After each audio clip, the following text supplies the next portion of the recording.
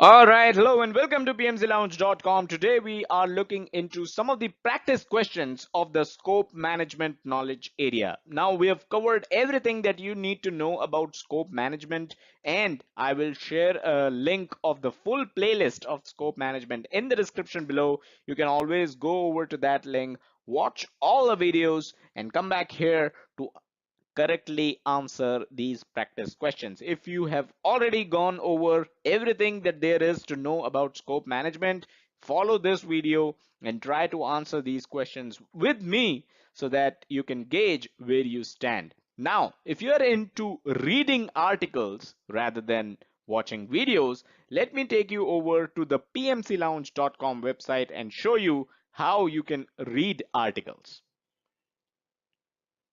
All right, so this is the pmclounge.com homepage where you'll find all the articles, videos, everything listed cleanly here. So if you want to look out for scope management related articles, either you can do a search for scope management here, or you can go to PMP full course under which all the knowledge areas are listed. Now, since you're looking for scope management, just click on scope management and all the articles related to scope management are neatly listed here, right? So these are all articles with videos from our YouTube channel embedded.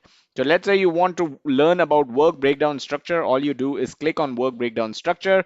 This is the embedded video from our YouTube channel on work breakdown structure, and this is what you can read and understand about the work breakdown structure, right? So this is an article on work breakdown structure. Similarly, all other articles are listed here. So if you're not into watching videos, if you're more into reading articles, you can obviously go to pmclounge.com. and the PMP full course, you'll find all the knowledge areas and all the articles listed neatly, or else you can always do a search right from the homepage itself. All right, so welcome back. Let's get ahead. Let's get started with question number one. All right, so question one, as a project manager, under what process group do you work on defining the project scope? A, integration management, B, planning, C, initiating, or D, scope management. Now, repeating the question, under what process group do you work on defining the project scope? So when you're defining the project scope, what process group are you working on? Now, do you realize how integration management as well as D, scope management, these are not even process groups. The question is asking about process group. These two are knowledge areas, so these two are definitely wrong options. The correct answer to this is of course B, planning, because it is under the planning process group that falls a process known as define scope, and that is where you define the project scope. All right, question two. When decomposing the work in the work breakdown structure, which of the following is not true? So you're doing the decomposition process in the work breakdown structure, right? In the WBS. So which of the following is not true? A, decompose until the WBS element cannot be logically decomposed further. Now remember, the question asks which of the following is not true. So until the WBS element cannot be logically decomposed further, this seems to be a right answer. This seems to be true rather than not true. Decompose until the WBS element can be estimated accurately. Decompose until the WBS element can be accomplished by a single project team member. Or D, decompose until the WBS element has a meaningful conclusion. So which one do you think is not true, right? You're performing the decomposition of work breakdown structure. The answer is, of course, C, decompose until the WBS element can be accomplished by a single project team member. There is uh, no requirement as such, right? This is definitely not true. There is no condition as such when it comes to WBS that the WBS element, or let's say a work package, should be accomplished by just one project team member. So if only one project team member can accomplish the WBS element, the work required in the WBS element, then you can stop decomposing. There is no provision like that, and this is definitely not true. Moving on to question number 3, after a significant amount of time and effort dedicated to the creation of the work breakdown structure, it is finally ready. Do you realize how this entire sentence is a red herring? It was not needed in the question, right? Now you have distributed the WBS to all the relevant stakeholders. You receive an email from John complaining that the WBS isn't detailed enough. For detailed description of each WBS element, where should John look? Now, this question definitely has a lot of red herring. It definitely has a lot of information which is not really required. So whenever you see big questions like these, what you can do is read the last line of the question first. Read the last line. For detailed description of each WBS element, where should John look? So definitely you can kind of understand what the question is trying to ask here. The question is trying to ask, where does the detailed description of each WBS element reside? So let's look into the options. A, scope statement. B, WBS dictionary. C, stakeholder register, or D, project charter. So where are the detailed descriptions of each WBS element reside? Where should John look into? The answer to that is of course B, WBS dictionary, because the sole purpose of WBS dictionary is to provide detailed information on all the WBS elements. So whenever somebody wants details about the WBS dictionary, they should definitely look into the WBS dictionary. All right, question 4. While working as the project manager of a highway construction project, so you're working as a project manager on a highway construction project here.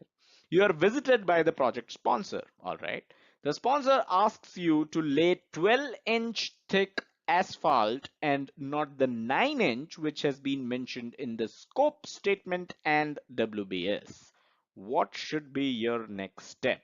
So the sponsor has come on site. The sponsor saw your team working and he said, well, instead of 12-inch, instead of 9-inch asphalt, let's go ahead with 12-inch asphalt.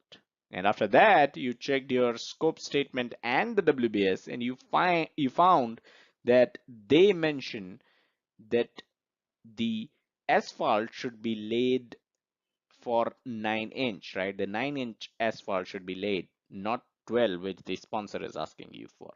So what should be your next step? A, ask the team to accommodate the request as soon as possible. After all, it's the sponsor who is asking for it, right? He's the one who's paying money. Look for cheaper suppliers so that the cost impact can be minimized. Of course, you'd need more asphalt, right? If you're trying to lay down 12 inches rather than 9, of course, you'll need more asphalt. So you can look for cheaper suppliers. That's a good next step. C, set up an emergency team meeting. Classic project management. If anything goes wrong, let's set up a meeting. Emergency team meeting. Instead of 9-inch, sponsor is looking for 12-inch. Let's get on a call and let's discuss this. Or D, refuse the request and ask the sponsor to use the change management system. Oops, how rude is that? So what do? What should be your next step? A, B, C, D, all seems to be fair steps, right? But the correct answer, you as a PMP certified project manager, not your real world project manager who might be doing any of the four, but as a PMP certified project manager, you should be refusing this request and you should ask the sponsor to make use of the change management system, log in a change, because scope statement and WBS are already approved and they say that you need to lay 9-inch of asphalt. So if the sponsor wants to change that to 12 inches, he should be making use of the change management system. Remember how every single small change needs to go through the change management system. All right, let's move on to question number 5. Small question. The goal of the validate scope process is to gain formal acceptance of the project deliverables from the sponsor and stakeholders, to get everyone in the project working together towards a common goal, to inspect scope management documents for defects, or D, to verify all the processes in the PMBOK guide are being complied with. So what do you do? What is the goal of the validate scope process, right? So what is your aim when it comes to the validate scope process? Do you want that all the process in the PMBOK guide should be complied with for every single project, no matter how small a project is? Is that even a possibility? And is that what you do when you are doing the validate scope process, when you are in the validate scope process? Well, for those of you who already know and have followed us, you already know that the answer is, of course, A, to gain formal acceptance of the project deliverables from the sponsor and the stakeholders. That is the single line goal of the entire validate scope process. All right, so that is all that we had in this video. Hope you were able to follow us and hope you were able to answer all these questions correctly. Subscribe to us and hit the bell icon to get notified whenever we post in a new video. Hit the like button if you enjoyed this video, if you learned something new. Check us out on our social media. PMC Lounge is our handle on YouTube, Facebook, as well as Twitter. And don't forget to check out the website pmclounge.com, your number one free resource for PMP and other project management certifications, as well as project management industry information. Thank you.